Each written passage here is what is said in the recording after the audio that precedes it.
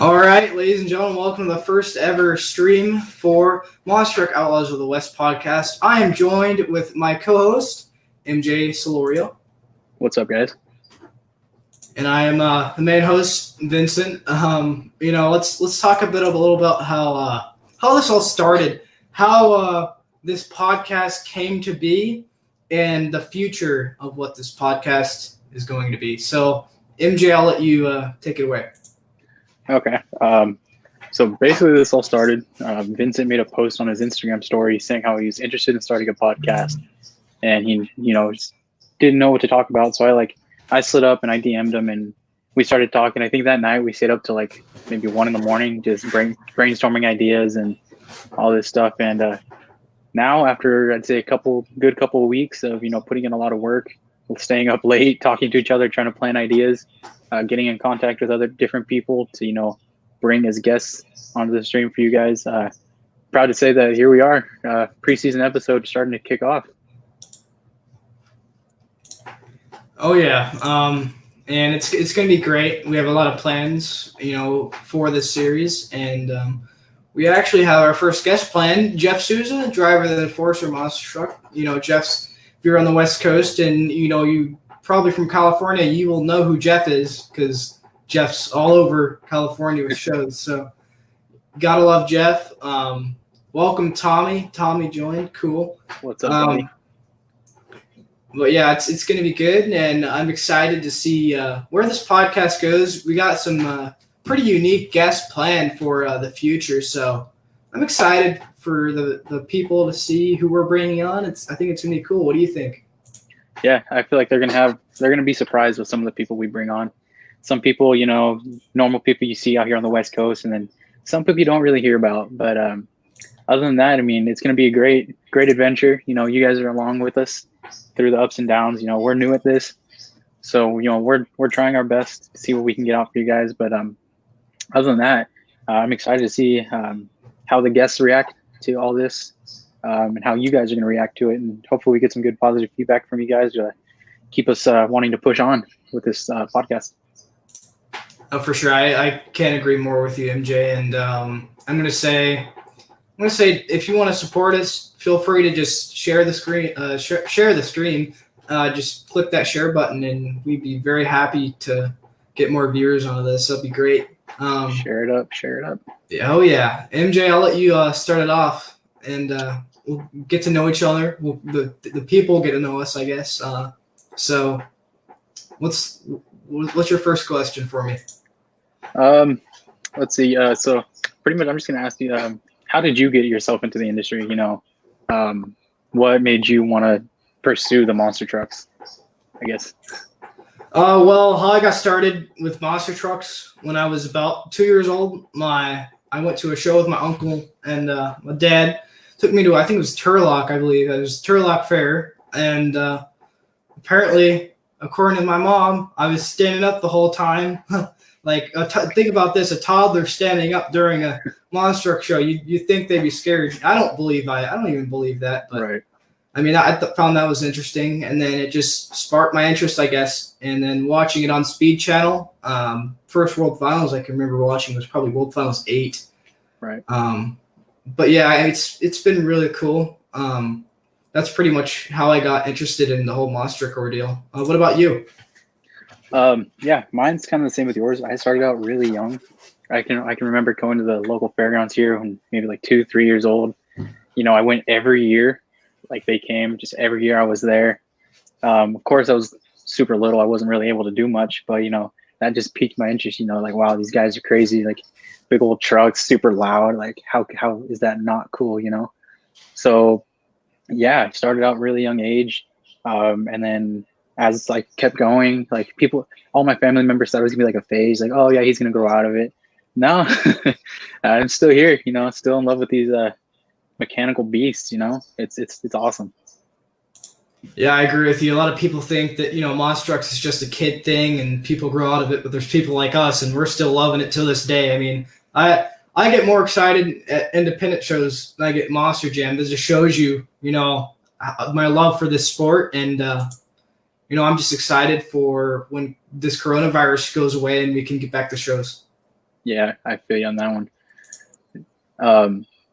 Yeah, I mean, it's crazy, you know. Like I said, everyone thought I'd grow out of it, but you know, you love something, you're gonna stick with it. You know, you're gonna go through the hardships. You know, even though I was a little kid, you know, I felt like I was obliged, like I was almost obliged to do this. Like I felt like this was my calling, I guess. Just you know, big trucks, lots of horsepower. You know, I wanted to be that kid, or that guy who you know puts the smiles on the kids' faces. So yeah. Yeah, I got to agree with you on that one for sure. And we got a question from Tommy. Tommy asks, "What is your favorite monster truck driver?" MJ, what is your favorite driver? Who's your favorite driver? Oh man, putting me on the spot there, man. Of all time or independent? If We're all going with time, all time. All all time. time. All Oh time. man, Who you all got? time. I probably have to see. You're gonna piss some people off, so be careful. That's fine. Or ex monster driver. Oh, ex monster jam driver, monster truck driver. Okay, so one who's not driving anymore. Honestly, I'd probably have to say Dennis Anderson. You know, I grew up watching that kid, or watching him, and you know, I've always wanted, you know, be him. I've always wanted to meet him, and thankfully, before he retired, I actually got a chance to meet him in the Santa Clara post-show pit party. I actually got to meet him, so you know, he's always been my idol. He's been the one I look up to. But yeah, that's what I have to say is my favorite monster truck driver, ex monster truck driver. Oh, for sure. And for me, he's put me on the spot there for sure. I gotta go with Tom Mintz because you know it's just Tom. He's crazy whenever he's on the track. You don't know what you're gonna expect. The same with Ryan Anderson. Those guys, it's just you never know what to expect. That's Moss Gym wise. I've got to go with Tom Mintz. For independent wise, I'm gonna go with Bill Payne just because he's just like Tom. It seems like he's trying to kill his truck every time he's on the track, Right. and that's what I love about Bill. He's one of those independents that is not afraid to go balls to the wall for the fans every time he's on the track. So Bill Payne has to be my favorite independent monster truck driver. Definitely gives the fans a show. Yeah, independent. It's probably gonna be torn between Jeff Souza and Juan Munoz. You know, those guys. Those are hardworking guys. You know, they're out there late nights working on the trucks just to put on a show for the fans. You know, I have a lot of respect for those guys. I look up to them a lot. So yeah, those would have to be my independent drivers. Oh, for sure. And if you guys have any more questions for us, just leave them down in the Facebook chat, and we'll feel free to pull them up and answer them. But MJ, do you have any more questions for me and for me to ask you? Oh yeah. So I'd have to ask, in your own opinion, you know, what do you think makes this industry so special? That's a good question.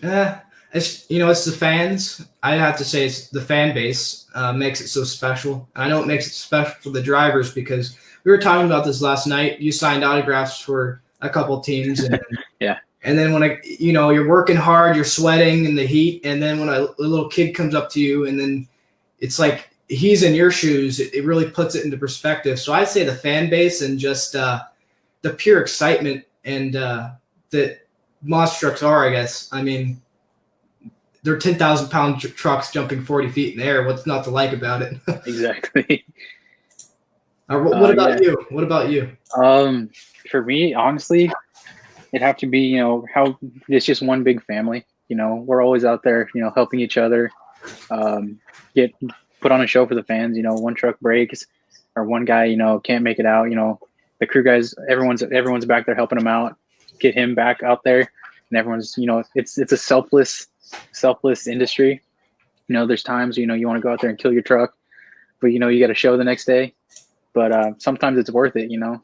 But yeah, like you were saying, how you're signing autographs for the kids, man. You know, you hear all these drivers talk about it like, oh man, it's awesome. You know, nothing compares to it. And you know, now that I've had the opportunity to do that, it really is. You know, you get to feel, you know, how you get to see the happiness on these kids' face when you like walk down to the track and they're just like looking up at this truck, and then they see you. You're like, wow, this guy. You know, I want to be this guy. You know, and it's the least. It's honestly the least we can do is just to, you know, sign an autograph for a kid, take a picture with them. Because, you know, in the end, you know, it's going to leave a memory for them. So, yeah, I'd have to say, you know, the camaraderie, the family feel, that's what makes the industry special. Yeah, I have to agree. It's honestly, family. Everyone treats you like family. I've been to shows, and everyone treats you like family, no matter who you are. It's a really cooler deal, especially at indie shows. I mean, Oh yeah. I know Monster Jam's a little bit more strict, but in general, just big family, pretty much. What else you got? What else you got? What would have to be your favorite West Coast show that you've been to? Whether it's a Monster Jam, independent, maybe one of each. What do you think? I'm going to have to go with the Arizona State Fair annual show. There's a Maricopa Fair. It's the same venue, but Arizona State Fair has to be my favorite show in general. I mean, that's where I got started, I guess, in the industry, I guess you could say. I mean, that's where I got my foot in the door. And, Arizona State Fair in 2017, that's the first time I tired down a truck and built a relationship with the driver. And, I've done a little bit of shows for him. So, I'm trying to learn everything I can. Right. Even if it's little stuff, there's so much to learn. It's overwhelming. But, yeah, I'd say Arizona State Fair, it's a great show. It's a huge venue. Always entertaining. Bill Payne's always out there. It's their last show of the year, so Bill always goes crazy. Yeah. What about you? Let's see. Monster Jam would have to be Santa Clara 2018, just because that was the last show I've been to, and that show was insane. I had probably the best seats I've ever had at a show there, and it was crazy. But my favorite independent show would have to be here at my local fairgrounds in 2013. It was Craig Christensen driving Bounty Hunter, and I remember, the last truck out in wheelies, and he goes up right in the car stack, right by the grandstands, goes up, gets it up in the air, and he stabs the throttle, and it just goes over backwards, and that was actually the first time I've ever seen a truck flip, and I was little, it was awesome. I was in awe. It was crazy. Oh yeah. Yeah, I've been to Santa Clara. If you guys don't know, I'm from Phoenix, Arizona. MJ, where are you from again? Paso Robles, California. Yep. I was born in Modesto, California, so California native, I guess, somewhat. Yeah. But no, I'm going to lead into the story since you were talking about Santa Clara. Go for it. 2016, I decided I want to go down to Santa Clara, so I drove. What was it? Almost 800 miles. My dad, we drove out there, and it was a mud show. So I remember that show. I was there. It was a muddy mess. That was for sure. I guess it was worth it. I think it was the first ever muddy backflip with Todd, wasn't it? Yeah, okay. I think he was in Metal Militia that show. Yeah, it was Metal Militia, and then I believe Damon won freestyle. It was either Damon. Yeah. Yeah. Okay. Back when Damon was with Monster Energy. Yeah. I think Damon did like a cartwheel or something. That was a cool show. Taylor says, I met you in Kelly. Yeah, I remember you at Indio for sure. I remember we talked about rigs of rods. That was cool. I showed you that. Yeah, I got to go back to Indio again. That was cool. That was my first time there. It's pretty convenient because I have family out there. So I'll be at some more WGAS shows for sure in the near future. Hopefully, we're shooting for Del Mar or Pomona or something, but I think that's not going to happen anymore. So. What was supposed to be your next show, NJ? My next show is actually supposed to be out in Santa Maria at the racetrack again. They call it Stadium 805, but they just made an announcement. They canceled all their events until through June. So now it's just a waiting game. I think I finish my first year in college here in a couple of days. So after that, it's summer classes. Try and get done a little sooner, I guess, because I think so far I'm like 60% done with my major. And so hopefully I can get that done, and hopefully I eventually want to sign on with the team, and maybe getting the things I do. I think my little brother sent me a text message. Yeah.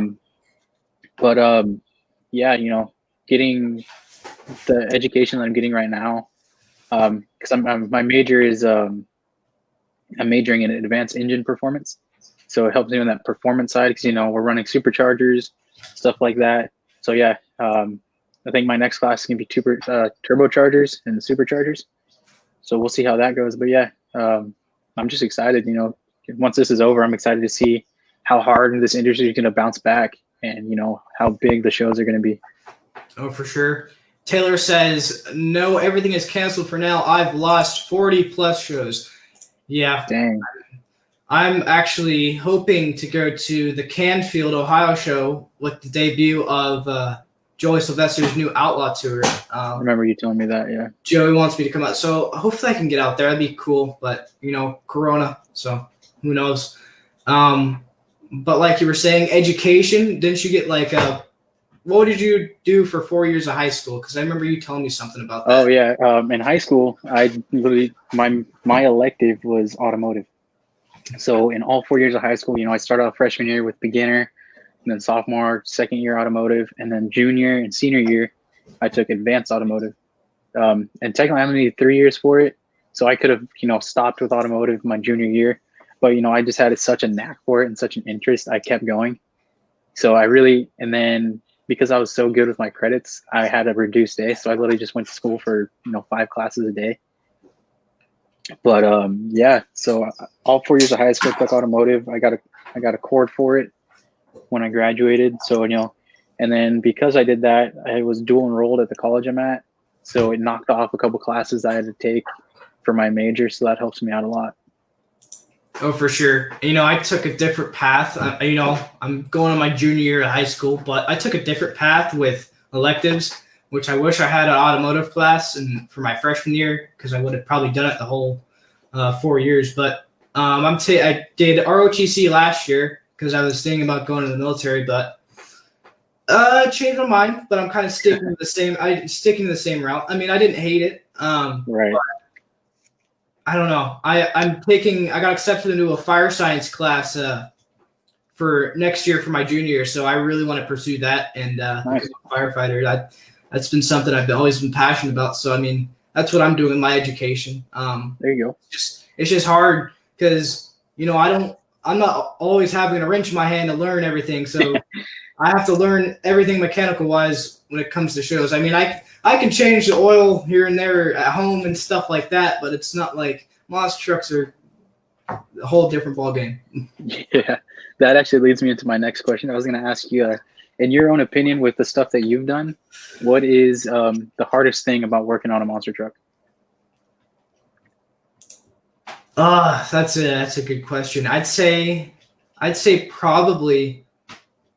I mean, you just got to learn everything. I'd say once you start learning things, it becomes easier and easier. So the more you do it, I think the easier it becomes. I mean, I'm not around the trucks a lot, so it may take a second for everything to come back to me. But right.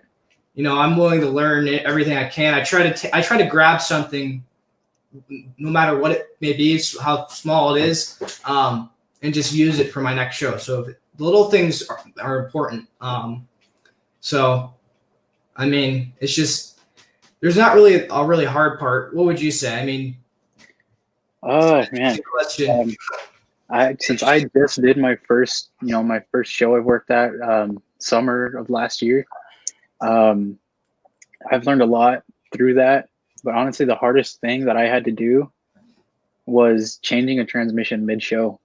When I had to do that with Rick and Eric, because both of them blew transmissions. And, we had a show to put on, but unfortunately we weren't able to get the trucks back in time. But we did end up staying up until like 2 a.m. into the next morning just to get them ready for the show the next day. Let's get some context. Where was this at? So this was actually at that Santa Maria, this Stadium 805. So, first show, 6-truck lineup. It was Rick, Eric, Mike, Jeff, and then Craig, and then Corey Clark. They went out for they did their racing. I think Jeff won racing that show. And they went out to do 2 wheels or best trick. I forgot what they called it. And Rick goes up first. He's gonna go do a popper, gets the front 2 tires up on the ramp, and then just stomps on it, and the engine just redlines through the roof. And I heard that, I was like, oh man, that didn't sound good. So, they pulled him back. Rick's stressed out already. He's like, damn, I just blew a transmission. We couldn't figure out what it was because, you'd push on the truck and it'd roll. But other than that, it's just locked. So then Eric went out. He got it up on the nose. But then he started going, he started falling backwards. So he went to shift it into reverse to get it to come back. and I don't know if he missed the gear, just didn't get it all the way, but then he locked his transmission up.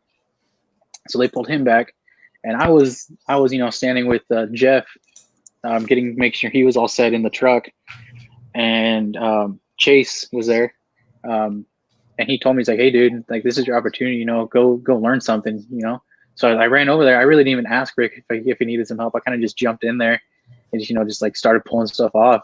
But yeah, I learned a lot. It's not hard pulling a transmission when it's hot and you don't know what's wrong with it. And then you have the promoter nagging on your back to trying to get you back for that to come back to compete. But yeah, that'd probably be the hardest thing I've had to do so far. Yeah, and appreciate if you guys can share the stream. We just want to get as much recognition as we can get for now, so we can get viewers for the Jeff Souza episode coming up soon. Me and MJ are planning on that's gonna be a good one. Yeah, what date we want to do for that stream. So it'll be soon. Let's put it that way. Taylor Deloney says coming up soon. The hardest part for me, I would have to say the chafing at those hot summer shows. Well, actually, I feel that. Yeah, he's right. Now I think about it, Del Mar was hell. Because I don't know. I was only there like 2 days too, so I feel bad for Juan and everyone else who was there. So I shouldn't be complaining, but it was bad. It was bad. Let's put it that way. I say the best part of those hot summer shows is you finish nut and bolting the truck, get everything set up, and for me, it's going to get a nice frozen lemonade. That hit the spot. Oh yeah, and I want to say something. Del Mar, shout out to the Del Mar Fair Barbecue because. Damn, they could have some good Philly cheesesteaks. That's a tradition I have. Every fairground I go to, I always get a Philly cheesesteak. So when you come down here, you gotta get a giant turkey leg. Oh yeah. Well, when you come down here to the Arizona State Fair, I'll probably be over there. Gotcha. We got another comment here from Lee Plato. He says Del Mar's cake. Try Turlock in July. I don't think that'd be a fun one. Oh, no. Yeah, that's true. Yeah. Tommy asks, what is your favorite arena show to do or go to, I guess? Does Del Mar count as an arena? I think so, because it's enclosed. Well, it used to not have a roof, so I'm going to go with Del Mar. I honestly haven't worked an arena show, so I really can't answer that question. Yeah. So, yeah, I'm kind of left out of that one. All the shows I've done are outside. Costa Mesa, 7 shows, 5 days. Yeah, that sounds like a brutal thing. That's a marathon. It's like Del Mar. That means you're dedicated to this industry if you're doing that. Oh yeah. I'd honestly love to do a show like that because experience. Oh, yeah. You get 7 shows and it amazes you how much you can learn in 2 days or 5 days, 2 days even, a day even. It's just there's so much to learn, and let's put it that way. Yeah, I remember Juan actually hit me up on Facebook, and he's like, "Hey man, you want to come to Arizona for a couple of days?" I was like, "Dude, I wish I could, but I have no way of getting there." But yeah, if I could have, I definitely would have been out there. Gotcha. And for the people watching now, we do have a special guest coming on shortly. Probably in about 10 more minutes, he's going to be on here. But this person is part of our new little what do we call it? We're going to call it portion of the segment. Show. Yeah, portion of the show. It's going to be a new segment of the show. We're going to be having. It's going to debut with the Jeff Souza episode. But we're gonna get to know the guy who's behind the segment. So stick around for that. MJ, do you have any more questions for me and for me to ask you? What are your future goals here in this the monster truck industry? Where do you want to end up? I could. I'm gonna be a normie here. I probably have to say drive. Oh, see you later, Taylor. Thanks for tuning in. I appreciate it. Hope to have you on sometime. We could talk about some stories. But yeah, what was the question? I zoned out. Oh, what do I want to accomplish? Yeah, I want to drive. Who doesn't want to drive? But I want to work for it. I don't want to be handed I would take it, but I don't want to be handed a driver's seat. I want to earn it any way I can and work for it because it's earned. It's not handed to. So we'll see what happens there. I just want to accomplish as much as I can. I want to announce. I want to try everything. I want to do. Right. Yeah. I want to be a man of many trades. Jack of all trades. Tommy asks, if I may ask, will you interview the guy who drives Turbulence? As of right now, no, because we're trying to stay focused on the West Coast. He's kind of an East Coast guy. But we will have a crossover episode in the future. We will have a crossover episode, so he might be on there. Which will be called West versus East. It's going to be an East versus West episode. We're going to bring on a driver from the West Coast, a driver from the East Coast. They're going to exchange stories, so that's going to be pretty interesting. That only happens if this thing gets big enough, which I'm pretty sure it will. I mean, we got some big names going to get on here from the West. Yeah. The whole reason I started this podcast is I've had a lot of friends tell me, because a lot of friends on the East Coast are like, they basically say, I'll talk about a West Coast driver. Like, who's that? I'm like, I don't want that to happen. Everyone knows the East Coast drivers. We got Jim Kohlers, Jamie Garners, all of them. But when it comes down to the, there's just a lot of drivers out here that in the West that no one knows about that deserve recognition. And there's a lot of great talent out here in the West. So this podcast we're trying to put the spotlight on the West Coast. Right. Yeah, East Coast gets a lot of shine. East Coast, Midwest, but out here in the West, it's a lot harder to recognize some of the drivers. Let me ask you, what is your favorite? Okay, what is your goal in this industry? Because I answered, it's your turn to answer. Okay, yeah. My favorite, my future goals, eventually I do want to end up in the driver's seat, but right now I understand where I'm at. I understand my position in the industry, and I know that, you got to start somewhere. So, start small, turn wrenches, hold flashlights, whatever you got to do. And it's really, get to know some people, because really, once you know the right person, the right opportunity will come up. So, that's when I met Juan. He invited me out to work my first show. And through him, I got in contact with Paul Jensen, and I ended up working with those guys. But yeah, it really takes time. It's not going to happen right away. So I'm just excited for the future. And once this madness going on in the world's over with, ready to get back onto the track and start turning some wrenches. All right, we got a comment. I'll let you read it out. Lee Plato says, "You guys want to interview any of the mini monster truck drivers out here on the West Coast? If so, hit me up." For sure, we actually do. We do have an episode coming up.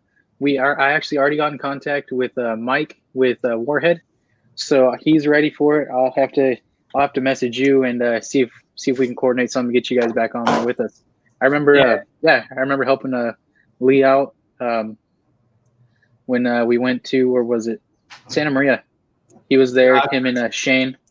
Shane, brand new body, first time running it. Ended up rolling it over. Yeah, I remember that one.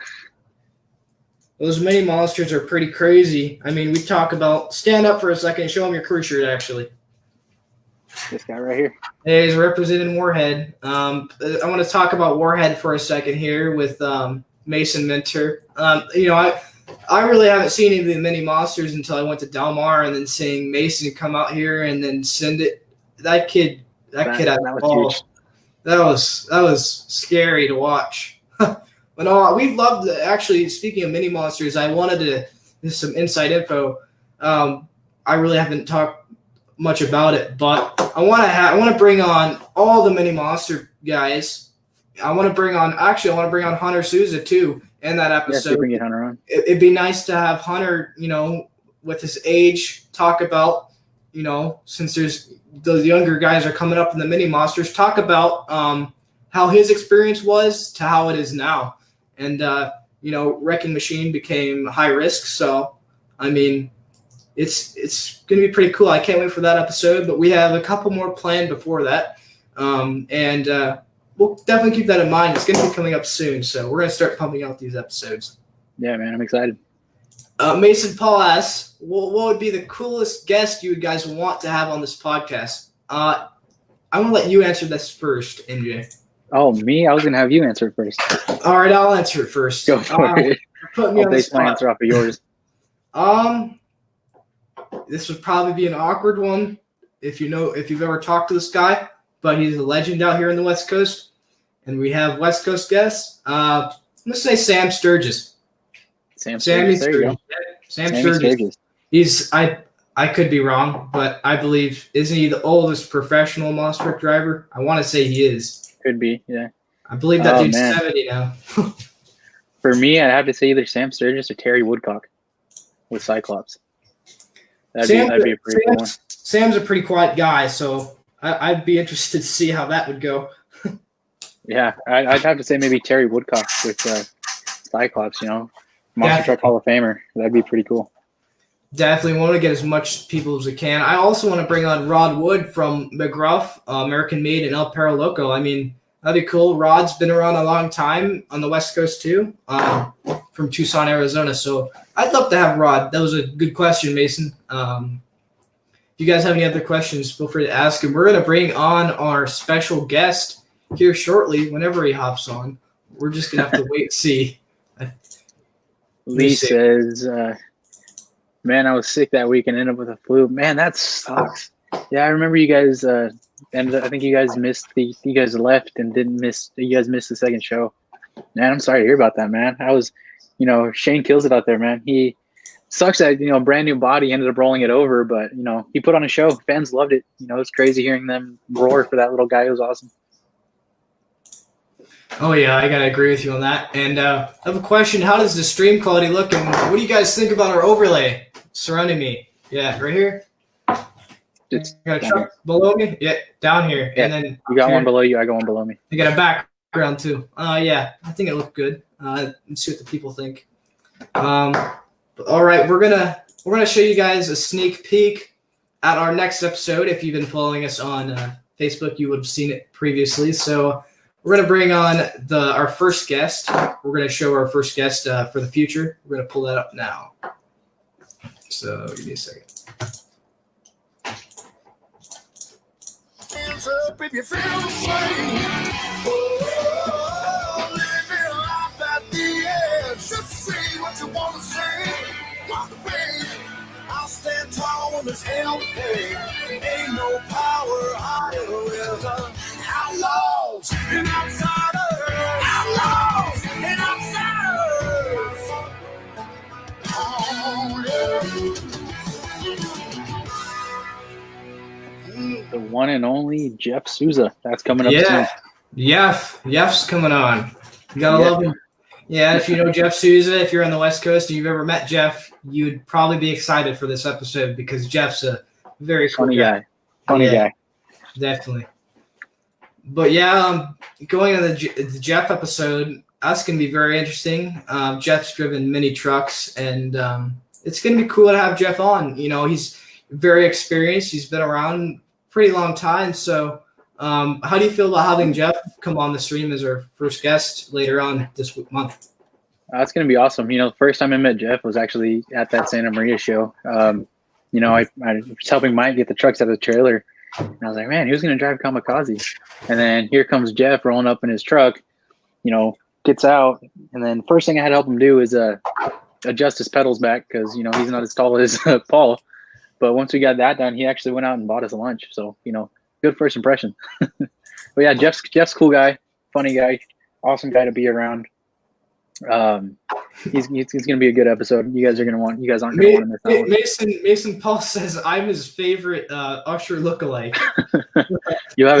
We'll have to get a comment on Jeff on that when we get his episode out. Funny story. You mentioned having to adjust Jeff's pedals. I had to do that for him at the state fair. So I don't know what's up with Jeff and pedals. He's driving all these trucks. It's like, come on, Jeff. Yeah. It's gonna be funny. All right. We got another one. We got another one from Mason. He says, "Can't wait to ask him about hitting the yammers." Neither can I, man. Neither can I. That's gonna be a good one. Yeah, that's gonna be funny. Those of you who know Tony Canedo know that background story. We got another comment. I'll let you read it out, MJ. Lee says, "I would love to see Jeff in his own truck, able to drive however he wants to with an unlimited budget." Yeah, I mean that'd be crazy. The way he drives, it'd be a sight to see. The way he drives Enforcer with Tony Kamikaze. I think I remember brand new truck, brand new body on it. First show, Jeff gets it as a rental. He goes and rolls it over. Brand new body, but Jeff's a good guy. He really deserves his own identity. But yeah, I'm excited. Hopefully one day he does get his own truck, because I know his son Hunter just got his full-size wrecking machine. So yeah, that maybe Jeff and Hunter are it's gonna be a good duo for sure. Oh yeah, and I think we saw a little bit come out with Jeff driving Kamikaze. He kind of rolled it over twice and destroyed the new body. So I don't know what's up with Jeff and rental trucks. I mean, he's destroyed them every time he's used them. We talk about the state fair with Kamikaze. He kind of blew the engine within 2 I remember hits. texting him about that. I saw that on your Instagram story, and I texted him right away. I was giving him crap about it. Poor Jeff. I mean, and then he goes out and then drives Wrecking Machine I think it was I want to say it was on the solo truck. He brings that Wrecking Machine next day. That thing breaks. So poor Jeff. But, we were hinting at our little segment earlier, and we're going to give you guys a trailer video on that here shortly. But do you have any other questions, NJ? Oh man, what would be your favorite West Coast truck or team, and why are they your favorite?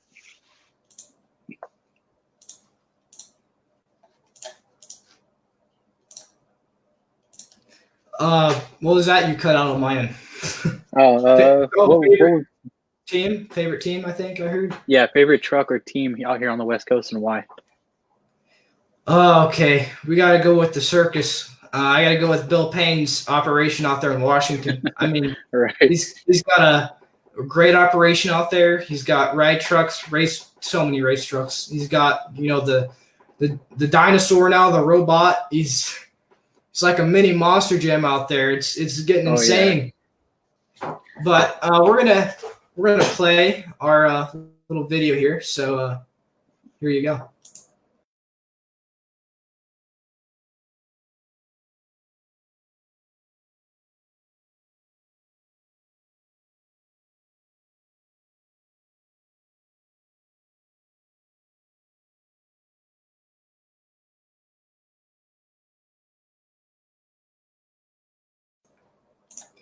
Well, you saw it right there. The man, the myth, the legend. We're with Phil Vicinanza, owner of Monster Truck Collecting. Phil, how are you doing? What's going on, guys? Good to be here. Good to have you. And let's talk a little bit about your segment here on the show that we talked about. What are you going to be doing, and why are you here for the podcast? And tell the people. Well, I'm here because you told me to be here, but no, a little philosophy. I've had great pleasure working and being around with a lot of the great people here on the West Coast and all around the country with Monster Trucks, and see the different stories and know kind of the little fun facts that each driver or personnel in the monster truck industry has been a part of. It's something that I've always been a fan of and kept track of, and hopefully bring just a little bit of a did you know to this awesome podcast. Yeah, thank you, Phil. I mean, I thought it'd be a good idea to have you on because, you've been out here a while. You know pretty much everybody. A lot of people know who you are, that's for sure. So Phil's going to be putting the light and probably giving us info that I don't even know because Phil's like a Wikipedia. He has so much information. We're going to learn a little bit today. I'll make sure to get my pen and paper ready. So, Phil, we're going to ask some questions that we ask each other. What has to be your favorite independent show out here on the West Coast, like that you've always gone to and just sticks out to you the most? Well, I've been to quite a few of independent events out here, especially here in Arizona. But I've always had a fun time going to Del Mar for WGF Motorsports. I did that event for about 4 or 5 years. It was just the atmosphere of being at one of the largest fairs in the country. You're there for 4 days. Now it's expanded to, I think, 6 or 7 days of monster truck events, which is crazy. It's always a great lineup of independents from the West Coast. And more importantly, you're right near the beach. You get to stay near the beach. You even get the smells of the beach and the smells of the county fair. It's just a great atmosphere. It'd always be 4th of July week. At last events are 4th of July. So whenever we be driving home, we see all the different fireworks shows going on around California and Arizona. to me, that was always the most fun. It was like a good summer break. There's not a lot of events going on here in Arizona during July, August because it's just too hot. So to be able to go out to California, hang out on the beach for a couple of days, enjoy monster trucks, you can't go wrong. Oh, for sure. I got to experience Del Mar for the first time in 2019. And like you said, the fireworks show is incredible. Everyone gets a chair, sits and watches the show. It's a pretty cool experience, and I'd love to do it again another time once this all gets back to normal. So, MJ, do you have any questions for Phil? I actually got a question for both of you guys. So whoever wants to answer this first, what would be your most memorable memory that you've had as a child going to a monster truck show? Favorite. Okay. One that stands out the most. Was as a kid, probably World Finals. I'm going to go with World Finals 10, seeing Tom Mintz. That was my first World Finals that I've been to. Watching Tom, I didn't even know. I was so young back then. I didn't even know there was going to be an encore. So I didn't know. I don't think I even knew there was going to be an encore. So you see Tom pull out of the track right after the show ends and then just go straight for the backflip. A kid that age like me, I was mind blown. I didn't know what to think. So that's probably my favorite memory as a kid from a Monster Jam show. My first World Finals was actually my second event I ever attended. It was World Finals 9 in 2008. I remember me and my dad went to the pit party. We got to meet a lot of the drivers, and it was so incredible that my dad still tells the story, even to some of the same people that we've become friends with.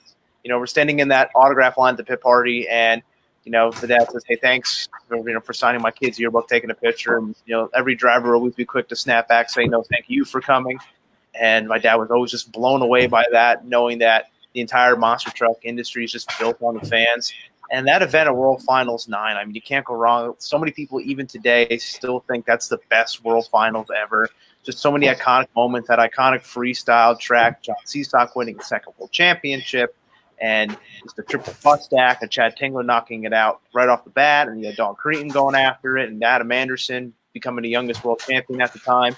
It was just such an incredible night and really set the bar for the future of the industry, where it was going and where it was before. And just to be part of that at such a young age, it would just open my eyes to so many great things that really made me realize I want to keep being involved and keep coming to these events and having a good time.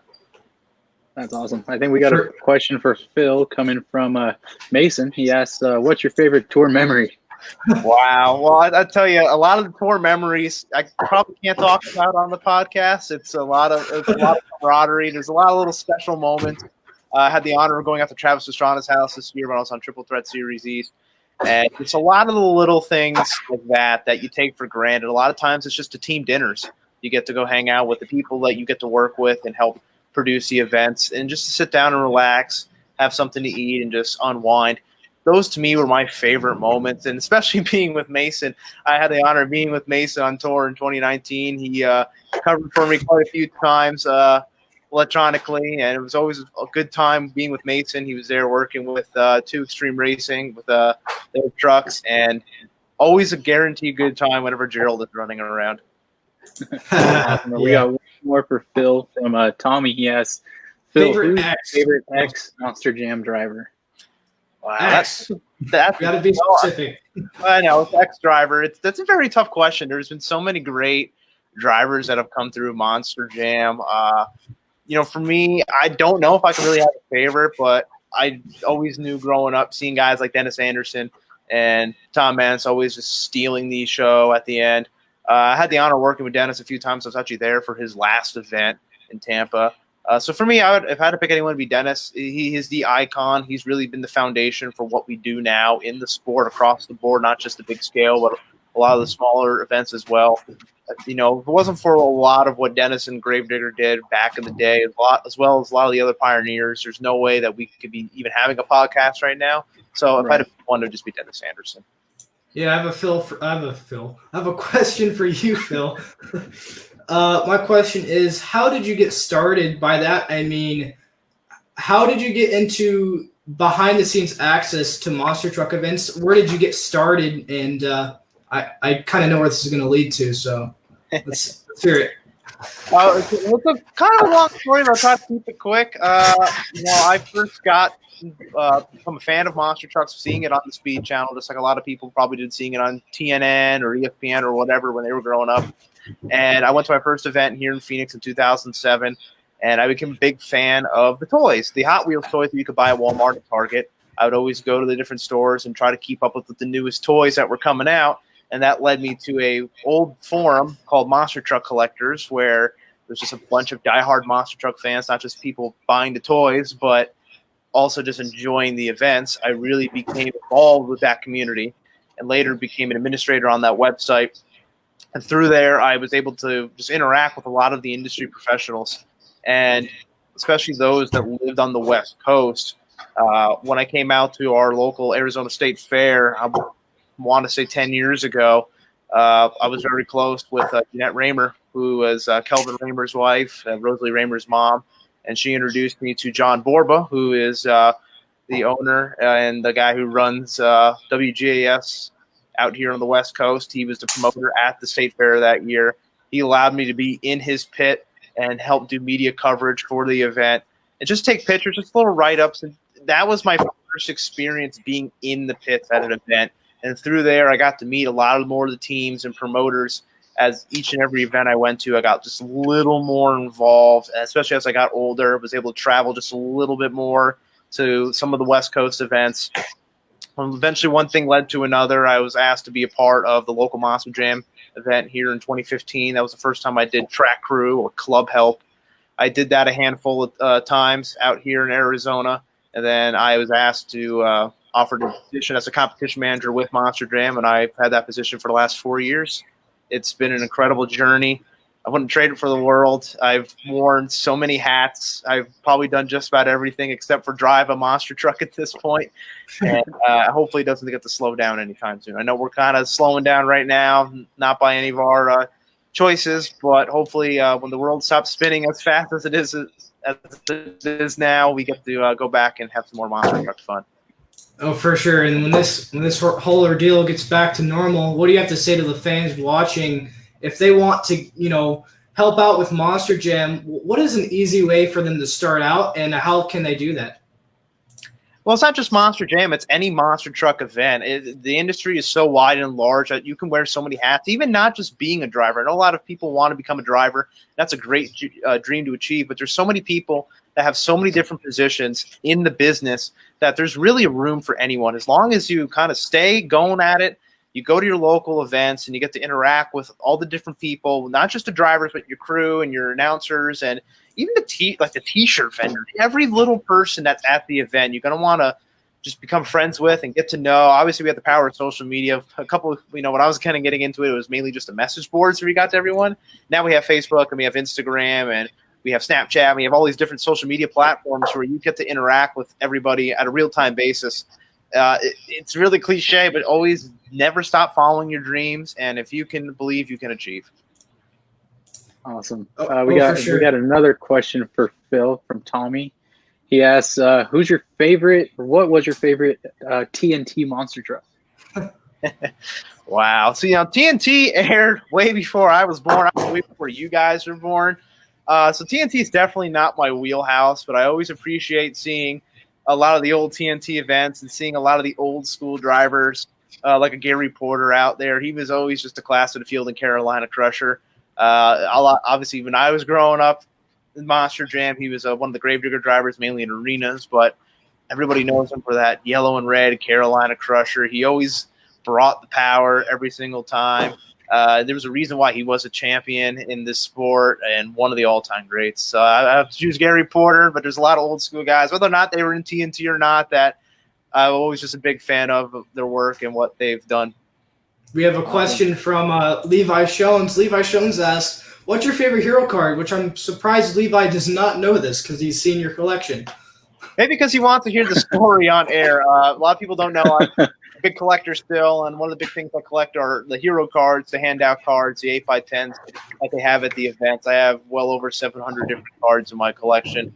And recently, Levi did a deal with a driver. I don't want to name any names here, but it was pretty interesting. It was out of his personal collection, And the card, it was an El Toro Loco card, and was personally signed from this driver to one of the El Toro Loco drivers at the time he was on tour with.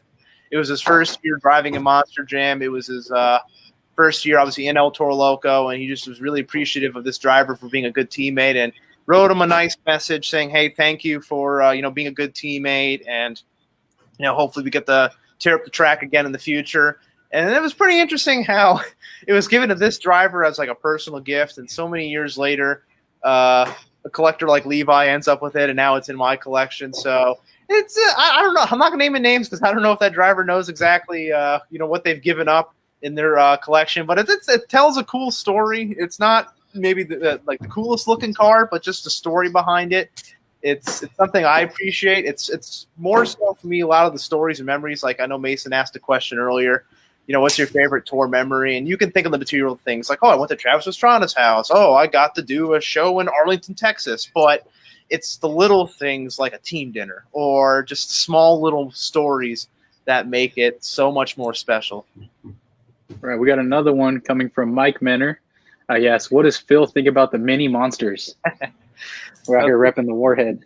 Good to hear from you, Mike. When I first saw a mini monster, it was actually Jonathan Elkin's mini monster. He ran at Del Mar first year I ever went there. I don't think it even have a name on it.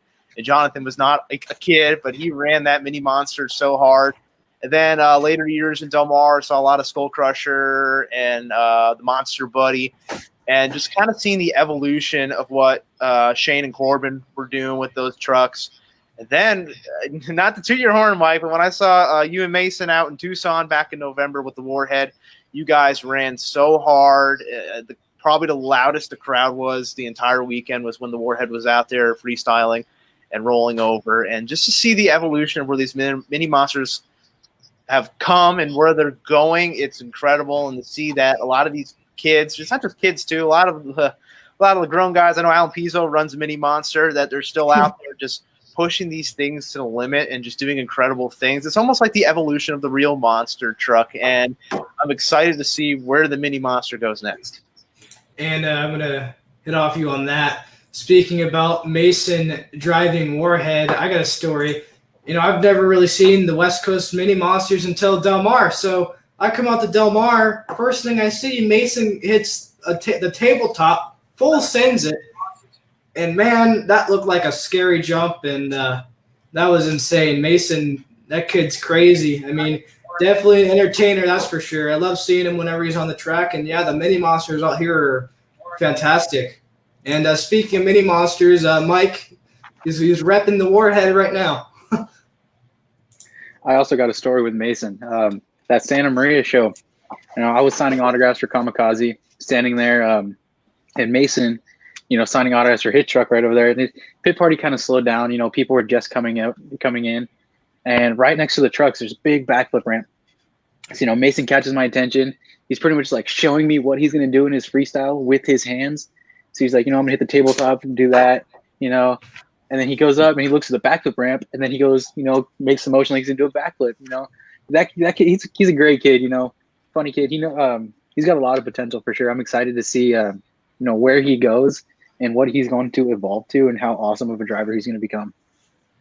It's like I was saying before, it'd be cool to have a mini monster episode bringing all the West Coast mini monsters, and even Hunter Souza with that experience he has. It'd be cool to see, his insight, from driving the mini monsters before these younger guys came up. And we have another question from Levi. He asked, "What's the closest race you've called?" Wow, I've had the honor of calling a lot of close races, especially at the World Finals the last couple of years. I don't know specifically the closest race I've been a part of, but I can tell you probably one of the coolest races. It was my first year in 2017. We were in St. Louis. Cody Sose, Monster Energy, was racing Matt Pagliarulo and Jester. And this race, I'm sure you've seen it on YouTube or Instagram or wherever. This race was just all over the place. Matt Jester goes into second turn, and he barely saves the truck. It looks like all Cody has to do is just keep his nose clean, and he gets the win. He goes into the final turn. Cody is sideways. He's barely trying to save the truck. And then here comes Jester. Seeing that Monster Energy's having an issue, trying to catch up. He's making mistakes too. So you have both trucks. They're not even on all 4 tires. They're coming across the finish line. Jester is completely upside down.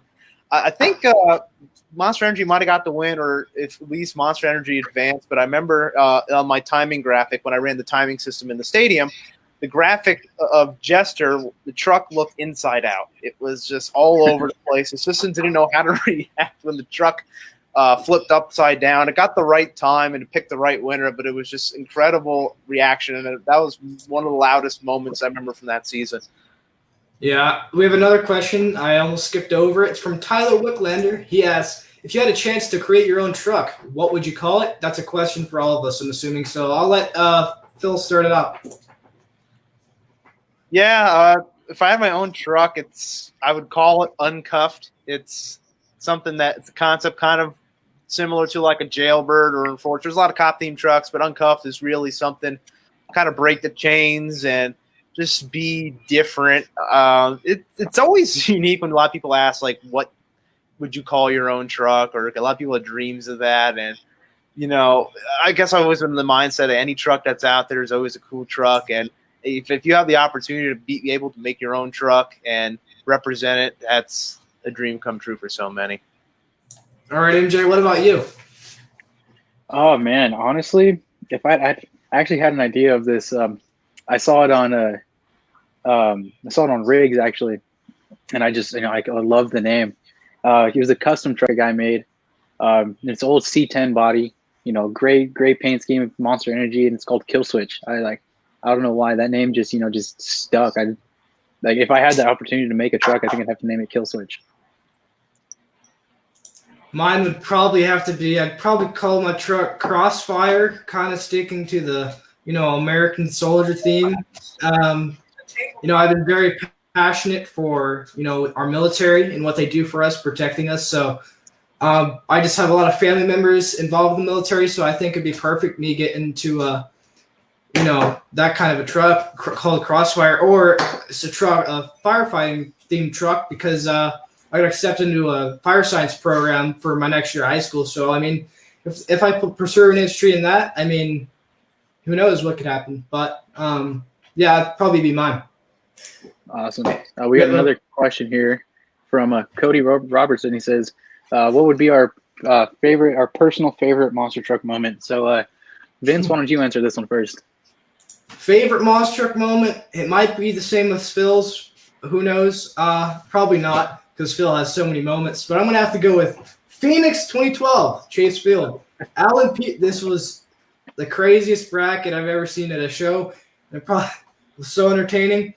Alan Pizzo somehow made it to the final round against Ryan Anderson, and the cards played to his favor. Ryan ended up, I think a steering pump went out or something on his truck, and then Alan Pizzo ended up winning racing at a stadium show in the 2010 decade.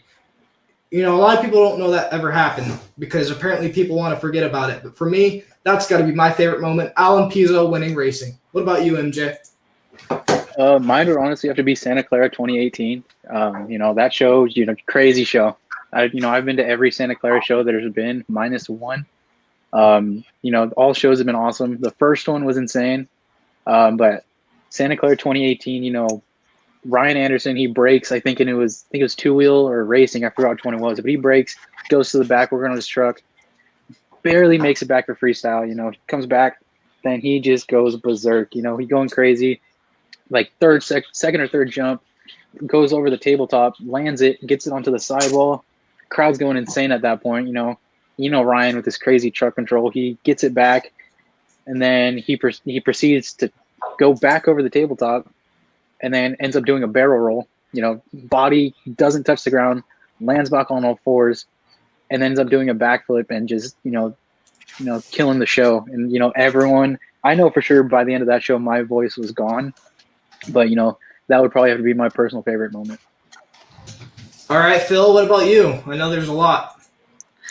There is a lot. I don't know if I can pick just one, so I will share a couple. When World Finals 2017, that was the first year I got to work the World Finals, and to be a part of the Double Down Showdown bracket and seeing Eric Swanson obsessed run through the bracket. I'm wearing my Obsessed Wear shirt, if you can see the tumbleweeds.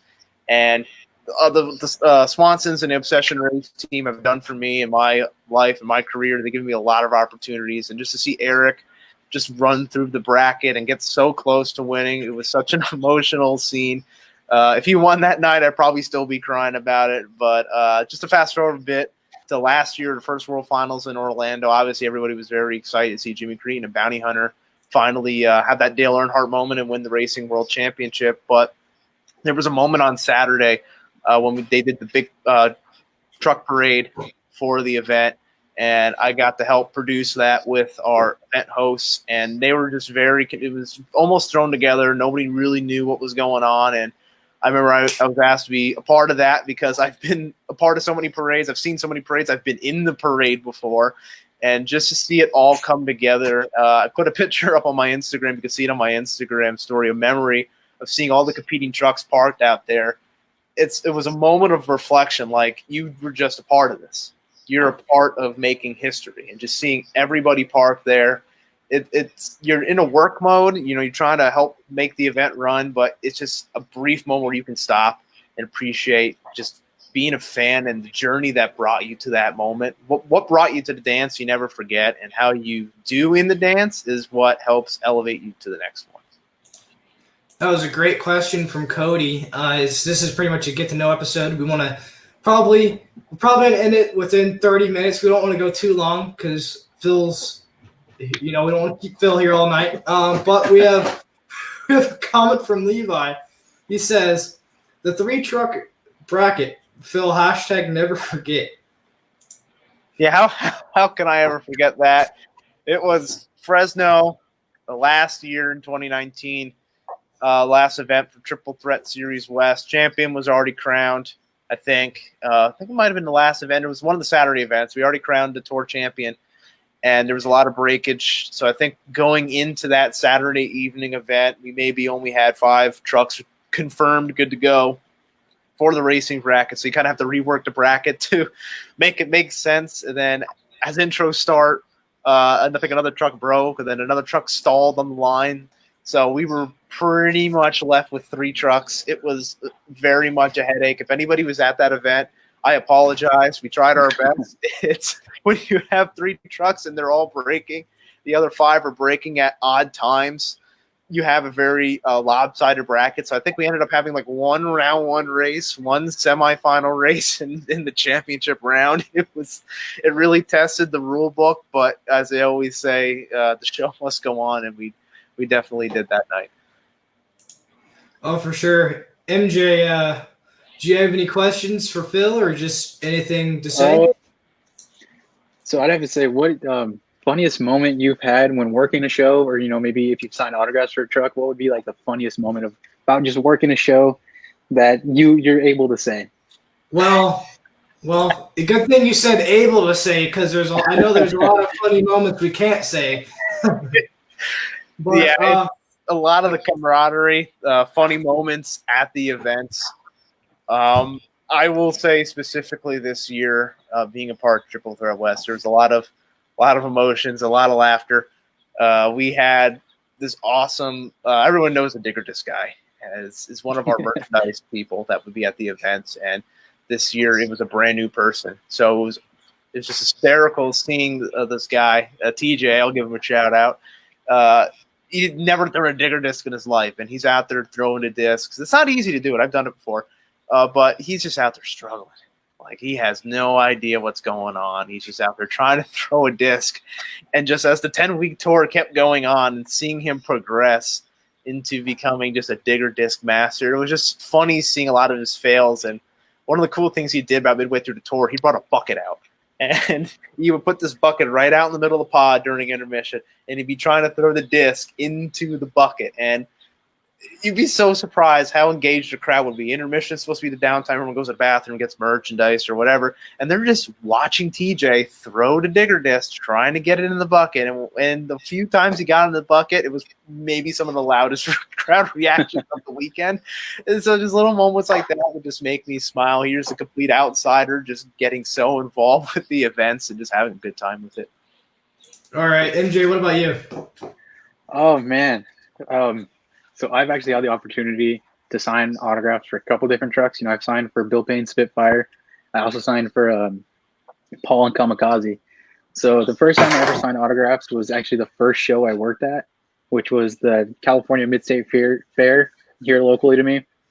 And I think it was maybe a quarter way through the pit party, just started. A little kid comes up, he's got his big old slice of pizza in his hand. He's like, I sign his shirt and, take a picture with him. And then right before he leaves, he offers me a bite of his pizza. That was pretty cool. Another one would probably be same fair. Ended up signing a forehead.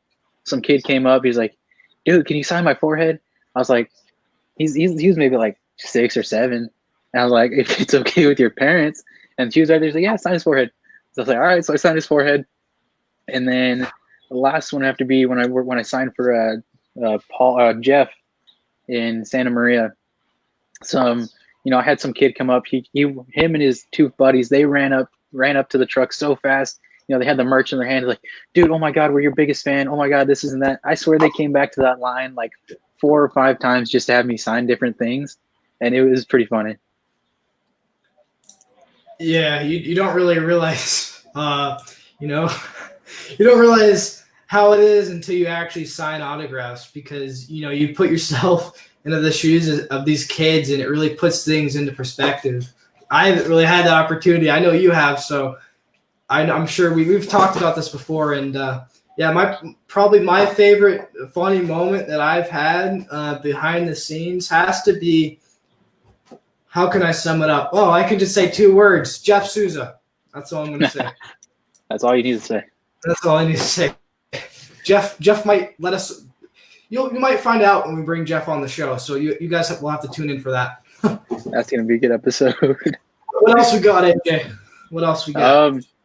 I think we already went over this. I'm not sure, but what would be the best, fan, you and a driver or a team? What would be the best experience you've had with a team or a driver? Just helping you out, having a good conversation with you. What do you think that would be? Phil, you want to start off? So many moments. A lot of times I do them for the first time. I always look at it kind of from a fan perspective. And maybe one of the coolest fan moments I ever been a part of was the last World Finals in Las Vegas. I was asked to be a part of the Dalmatian Nation fashion show. It's such a fun moment. They gave me a crew shirt. They gave me a tutu. They gave me an awesome kid to go out there with, and we just danced like there was no more World Finals in Las Vegas. It was such a fun time. Just such a cool little moment like that, and that's something I'll never forget. People still send me pictures of me dancing in a tutu, and it's just so incredible how involved the fans can get and how you can just never stop being a fan even when you're trying not to be a fan. Oh man, for me, I'd have to probably say first time I ever met Juan Munoz. They came, they had a random show in like the middle of March here at my local fairgrounds. It was Sam Sturgis's trucks, and then it was Terry Woodcock, and then I forgot the other truck that was there. But I really didn't have to engage the conversation. I was just standing there, walking around Juan's truck, looking at it, inspecting, being that fan, naming the parts I know and kind of figure out the stuff that I don't. But he came up and he was like, we started talking, and I swear we had a good maybe 20-minute conversation during the first pit party. And then I came back. There was 2 shows, the matinee and then the later evening show. And I came back that evening show, and again, he recognized me, which I thought was pretty cool. And came back. We had like another 20-30 minute conversation, and that conversation actually led me into working my first show, because they ended up coming back with Bill Payne's tour back to my local fairgrounds, and Juan hit me up and asked me if I wanted to come out and help, and that was a doorway right there. I couldn't leave the door open. So now here I am. Got a foot in the door and working to get up there. Awesome. For me, I'd probably say talking to Sam Sturges at Del Mar and just, he's been a legend of the West Coast, and Sammy's been around a very long time. To see what that man still does today when he gets in a truck, he's better than some of these younger drivers, and he's, I think, 70 years old now. He still could pop wheelies. It's just a great conversation with Sam, which he's a quiet dude. So it was kind of cool talking to Sam about, industry with him, how he got started, and the unnamed untamed truck, the anniversary truck that he had with all those wild colors. That was one of my favorite trucks, and just to hear the backstory, and that was pretty cool on why the colors he picked. So yeah, probably Sam Sturges. Another one would be Wally Turner. That's Wally's where I got my start. That's the first time I ever tired down a truck was with Wally, and I looked like an idiot doing it, but I'm proud it happened for my age. But it was a really cool moment. I've been friends with Wally since then. Wally's a really nice dude. If you've ever met him, you would know. But yeah, probably Wally and Sam would probably be my favorite moments with the driver. We got another comment from Lee. He says, "I cannot believe the body parts Shane has been asked to sign over the years." I'm not even going to go there with that one. Coming from a kid, that could be a whole lot worse. So it's a way to step in, Lee. Yeah. All right, MJ, you got the big list. What else we got? Oh man, we're coming close to the end, man. So I have to say, what would be your guys' favorite thing to do when you're not at a show, not turning wrenches or figuring stuff out, I'll answer this one first. I'm gonna probably have to say I'm gonna go with there's a big community. There's an Arizona Monster Truck community out here. I know there's some people watching in our little group chat. Probably before this Corona stuff started, probably hang out with them, going go-kart racing, stuff like that, and just outside of that, just spending time with family and friends. But yeah, we always have a good time. We always go-kart racing or whatever. So I mean, probably that. What about you, MJ? Well, me, I really never don't have my hands on a tool, because I'm going to school for this stuff. So I'm always working on my own car, or working on right now I'm working on my stepdad's car. His car died on him, so I'm trying to diagnose it, trying to get it back up and running. So that's been my project for a couple of days now. But yeah, I'm either usually watching videos on YouTube about either monster trucks, cars, pulling stuff apart, or I'm out there under my truck. My mom's coming out and asking me like, "What the hell are you doing out here?" But it's always something. I'm always just trying to keep myself busy. Gotcha. We're gonna go to Phil. You mean that there's downtime even when you're not doing monster trucks? It's incredible. We're doing basically nothing, and here we are talking about monster trucks. Not doing monster trucks. I'm a big motorsports fan. I've always been a big NASCAR fan, and just any chance I get to consume more motorsport content, just to learn a lot more. I'm always a big fan. A lot of my most recent work is to be a statistician and to kind of be the educator for a lot of people that don't know much about monster trucks, because a lot of my downtime, I'm from monster trucks. I'm still doing monster trucks. I'm reading up on monster trucks from before I was even born, or from events that are going on all over the world when I'm at another event. It's never slows down. It's been so much of my life, and it'll always still continue to be part of my life. And it's just incredible how much you can be a part of it and still never know everything. Oh, for sure. We got a comment here from Levi. He says he likes to listen to music, talking and learning, and also working on RC cars. Yeah, Levi's always working on RC cars. Yeah, he's got the talking part down. We got to bring Levi on here sometime. He's from California as well, so he knows some history too. Do you got any more? I think I got one more question. Let's see here. So we'll answer.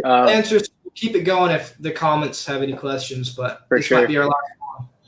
Any advice to others who are trying to get into the industry? I know I've got my answer, but I'll let you guys answer first. Never stop. Never give up. It's something that you hear almost every day from the adults in your life, but it's the truth.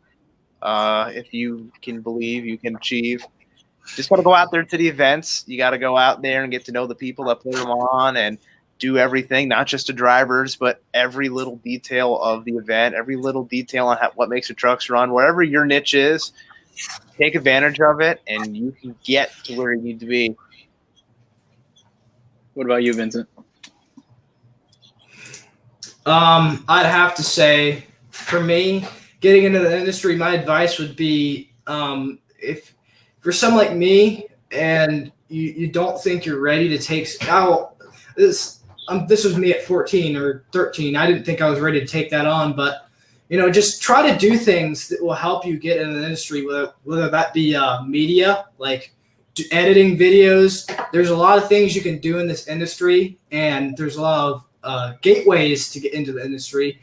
And what I want to do is I want to try to do everything I can. Like I've been, learning graphic design, trying to do everything I can to guarantee a pathway into the industry. But, just never stop. Like Phil said, don't be afraid to message, drivers or teams on Facebook, because me and MJ talked about this last night.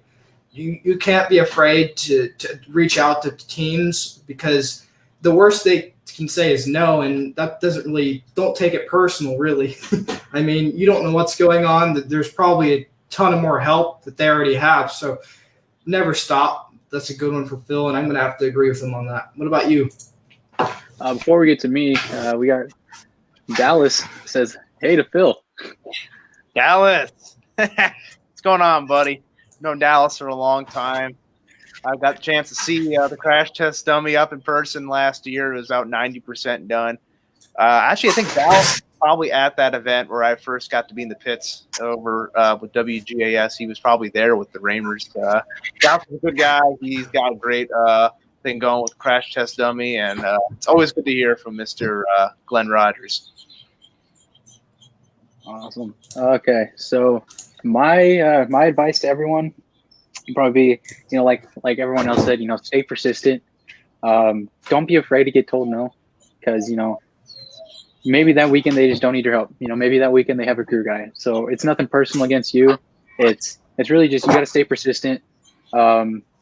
Be honest to yourself. If you think you can't do something, don't try and do something, because then you might end up hurting yourself, or even worse, hurting the truck when you don't mean to. Don't be afraid to ask for help. Don't be afraid to reach out. So I know with me, I've reached out, and that's how I ended up working with Paul. I actually messaged him on Facebook, and he said, yeah, come on out. So I came out, and it was probably one of the best truck show experience I've ever had. Being able to work with Jeff and Mike. There were some rough times at the end of the show with Mike. Mike's Mike, so you don't want to get on.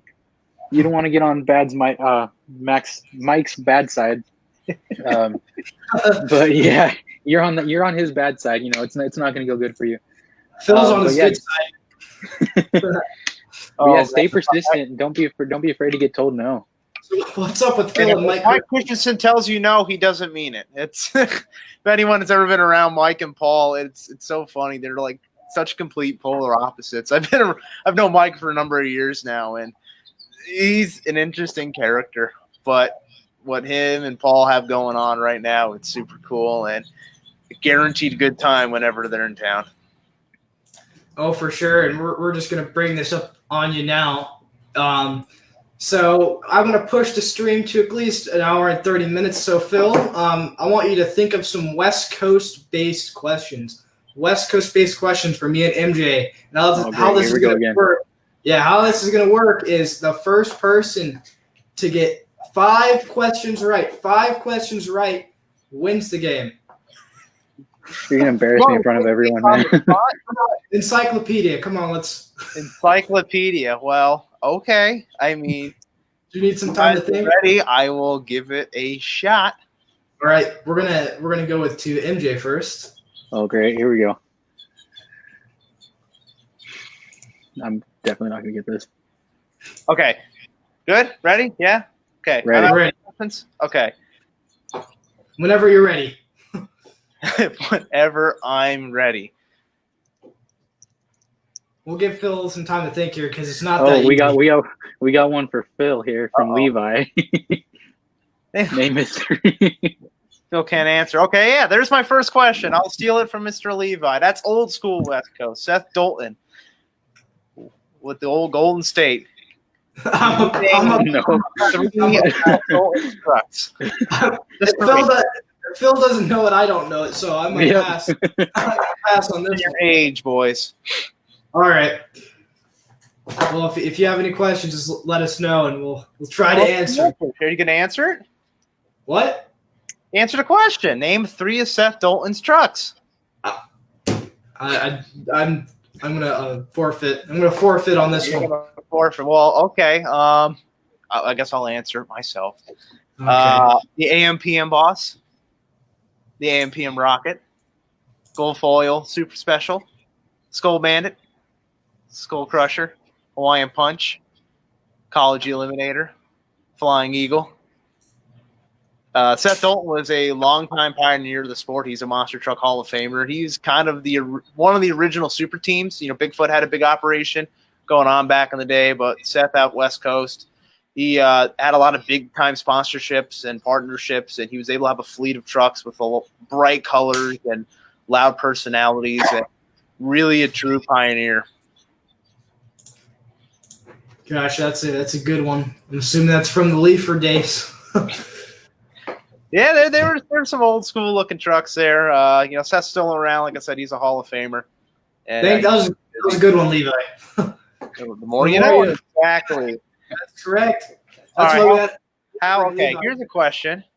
All right, who is this for? Me or MJ? Who you want to start out with? I'm going to ask it to you, Vincent, just to make sure you're paying attention. What truck was wicked strong before it was wicked strong? Obsession slash obsessed. Very good. You Make taught, sure you're paying attention. You to make sure you know. You taught Lee Plato something. Was there really a Skull Crusher? Oh, it was a Skull Crusher, like Skull in Copenhagen, tobacco. Wasn't skulls, but it was Skull. You know, the old Skull Bandit pouches.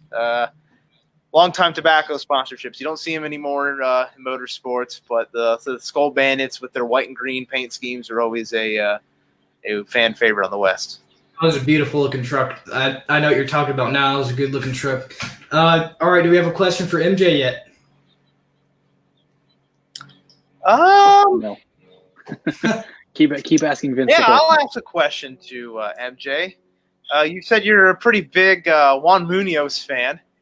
Can you name 4 trucks Juan has driven in his career? Oh, he's driven Unnamed Untamed, California Kid, Spitfire.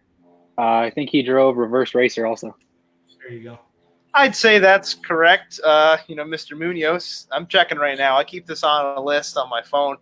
Juan's a good friend of mine, and if you ever drive for Bill Payne, you get to be a part of a lot of any one of his trucks. Yes, but Juan has the opportunity to also drive for Sam Sturgis, so he stays busy. Yeah. All right, so it's 1-1. We're tied up. I'll ask another truck driver related question for Vinny. Okay. I know you're a big McGruff fan, and I know we talked about this. Oh boy. There has been 4 people that have driven McGruff in competition. Can you name them?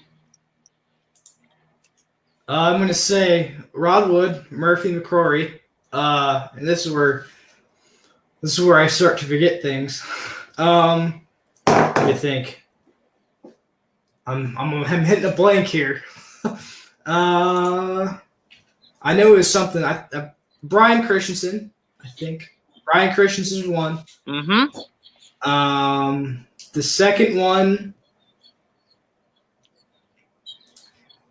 I don't know this one.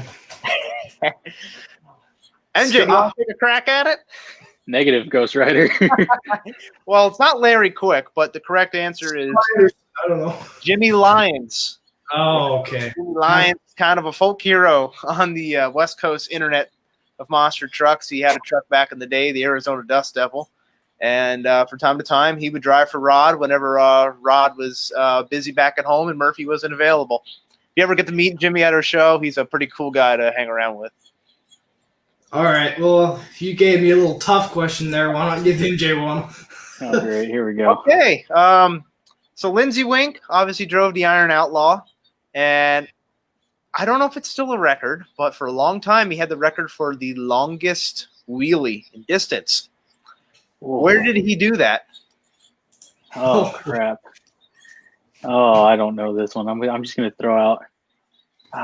You got to think of long venues. It's a long wheelie. You got to think of trying to think of a long stadium. West Coast, somewhere out in California. Has a lot of room where if you rode a wheelie, you can make it count.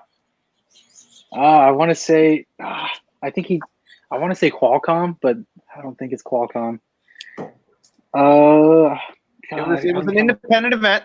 I'll tell you that. Okay. Okay. So now I was thinking Monster Jam. Yeah, no idea. You had me thinking Monster Jam. I had no idea. No, Lindsay Wink, he was such a hot shot in Iron Outlaw. And when he went out to Pomona, California at the Pomona Fairplex for WGAS, he rode a wheelie across the entire Fairplex grounds. The distance is written somewhere on the Monster blog, but for the longest time, it might still be, it's the longest wheelie in distance. If it's been broken, it's been broken by a Devil's Taxi out in Australia. But Lindsay Wink, from up from Alberta, and he lives in California. He's pretty much a token West Coast driver. A lot of seat time in Jurassic Attack and Iron Outlaw, and he's still driving today in Crusader. That was a good one. All right, a swing and a miss for MJ. It'll probably be a swing and a miss for me again. So hit me. Let's see what Phil's got for me. Well, I'll ask you another venue-related question. Rick Swanson, a good friend of mine, he's known driving obsession, but he drove Monster Mutt once. Where did he drive Monster Mutt? Oh, brother. Phil, you're an encyclopedia, man. I'm gonna go with. I want to say Anaheim, but I'm gonna go with Salinas. That's close. It was a Monster Jam event, obviously. It was in Fresno at Fairgrounds in Fresno. They used to do two different Fresno events out at the Save Mart Center and also at the Fairgrounds in Fresno. Rick got the call to drive Monster Mutt, and I think the year was 2006 or 5, and he had another truck to his long resume. All right, so if I get the question wrong for next time, we're going to give MJ the opportunity to steal so we can get this show. 1-1, we're going to go to 3 now instead of 5. So we're tied up. If everybody's still playing along and enjoying some useless trivia, then I think Dallas got the one you asked me, right? Dallas got that one right. Pomona, there you go. Well, okay, here's the Dallas question. This was going to be my next question. Mr. Dallas Rogers has driven 8 different race trucks in his career. Oh, great. What was the first truck he ever drove in competition? I'm going to say California Kid. Not California not, right? Kid. I can steal. I'm going to go with Reverse Racer. Not Reverse Racer. Okay. I think I know it now, but MJ, try to steal it again. No, I'll let you go for it. I'll let you go for it. It's not a Bill Payne truck. I'm pretty sure he's worked for the Groff brothers, so I'm going to go with Captain Double Trouble. That's cool. Not a bad guess, but that's not the right answer. Dallas has worn a lot of hats. He got a lot of good breaks, but his first time behind the wheel of a competition truck was fired up. Old Fred or the Raymond's. That makes more sense. Forgot Dallas worked for the Ramers. All right, that's a 0. A miss from both of us. We need to study. I think we threw our bats on that one. That was a big miss. All right. You got any more, okay. Phil? Levi got that one wrong too. Levi got. I don't even. What a Levi guess. You said American Graffiti. American Graffiti. Well, it's Bill Payne's had a lot of drivers go through there and a lot of bodies, so it's not a bad guess. It's really not a bad guess. Let's see. What else could we ask? Well, our guest next week is Jeff Souza. Oh, great. He's worn a lot of hats as well. He's been a part of a lot of different teams. What was the first truck Jeff Souza ever drove in Monster Jam? I'm gonna answer this one. Detour. And we have a correct answer. Good job. Full time in Detour. It was really a big coming out party. A lot of people. He was a relative unknown, and he got the clearance to drive the Raymer second truck that year. I remember he made a semifinal round in Anaheim, and as they say, the rest is history. All right, that's 2-1, MJ. Come on, you gotta come back. Walk it off. You can walk it off here. Oh man, I got to think of another question. Well, West Coast can really range anywhere, and up in the Northwest, there's a driver by the name of Roger Steidel. He has also worn a lot of hats. He's been a part of a lot of different teams. But he drove one truck in 2019. What truck did he drive? Oh, I think I know this one, but at the same time I don't. Oh, man. Yeah, I don't want to sound like an idiot. Yeah, I know what I think I know what it is, but I don't know. See if Vinny can steal that one. We're actually going. I had an answer. I was going to say Earthshaker, but Levi said it, so we're just going to cancel that one out because that's not really that fair. But it's the right answer. Yeah. Roger Steidel. He's West Coast guy here, Captain USA and Destroyer. Got the call to drive Earthshaker in Vancouver to replace Stephen Thompson for the weekend, and he shocked everyone by beating Tyler Menninga in the racing finals. Didn't he get overall? I'll never forget. Didn't he get overall too, or something? He got close, but that racing win was such an incredible, probably the biggest moment of Roger's career, and he's been in the business for so many years. He's such a great guy, and always could make someone laugh when they're feeling down. Always great to see a driver get back to the driver's seat and whoop some butt out on especially in Monster Jam. I remember that was a big deal when Roger got that win, and that was really cool to see. So what's our tally at? We're at 2-1. I'm up 1, and I think Vinny's gonna win this. You think Vinny's gonna win this? Well, you got more age on me. Come on. Yeah, that don't mean much. You want me to make? All right. That's a question for MJ. Let's see. He's paying attention. We asked one Wicked Strong question before. We'll ask another one.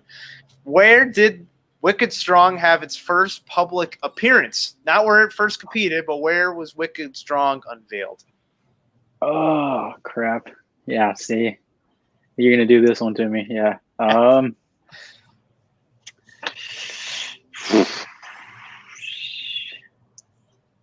Yeah, I don't know that one. I don't even want to try and think I know that one. World Finals 19. It was on, I think, Obsessed or Obsession. It was on one of those chassis. You'd be correct. No better way to debut a new team than at the World Finals, where the entire industry is there and has all their eyes looking at it. It's great to meet the Galley brothers there for the first time, and it's been great to see their career continue to skyrocket. Yeah, it was great having you on, Phil. And to close it out, I just want to say to everyone watching right now, we are going to have the Jeff Souza episode coming out very shortly. So if you haven't liked the podcast page already, please do so because you won't want to miss it. Me and MJ have been working very hard to get everything set up for you guys, and we have a lot of good guests coming on. Phil will be joining us next time with his little segment called Phil. What is it called again? Philosophy. There you go. I say to close it out, you got to play that Jeff Souza promo one more time. We'll play that in a second, but I want to talk about merch because we've been in the works with that. What do we got cooking up, MJ? So right now I'm working on getting a handful of stickers made. send some out to Phil and Vincent, then see how those goes, and eventually, hopefully, get some T-shirts made and maybe move on to some pre-shirts later on. Oh, for sure. I'm gonna get this set up. So, do you have anything else to say, MJ, related to the future of this podcast? Other than I'm just really excited to see where it's gonna go. First episode, in my opinion, it's gone pretty well. Obviously, I need to study up some more before the next episode, but it's good. It's going pretty good. All the people watching, they seem engaged. Answering the questions. I think it's gonna go good. I feel like we've got a strong wind behind us, pushing us forward. Oh, for sure. And I just want to thank everyone for joining us tonight. It was good to do a get to know episode, test out, everything we have going on. We got the overlay made by MJ, and I want to shout out and give some shout outs real quick. I'm going to shout out Bradley Shaw from the Crush This podcast, making our logo. If you look up there, you can see right up next to MJ is our logo. Credits to Backwards Bob. Yep. All right. So it's somewhere over here. Yeah, credits to Brad Shaw. His logo works amazing. Just want to shout out another podcast. I want to shout out Monstercast, Mason. We have a big group chat, and everyone's been very supportive of us, helping us getting everything set up. So without further ado, we're going to log off. But thank you guys for joining us, and here's the promo video. We'll see you all next time.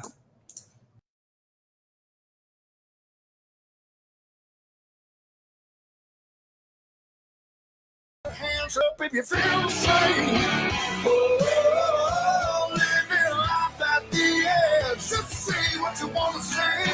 Walk away. I'll stand tall when there's hell to pay. Ain't no power.